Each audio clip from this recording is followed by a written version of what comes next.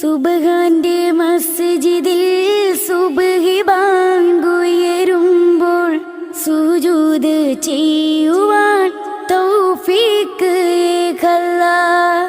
സുഖങ്ങളിൽ മുഴുകുമ്പോൾ ശുക്രോതി കൂടുവാൻ ഹക്കവനീ നീ തുണയ്ക്കണമേ.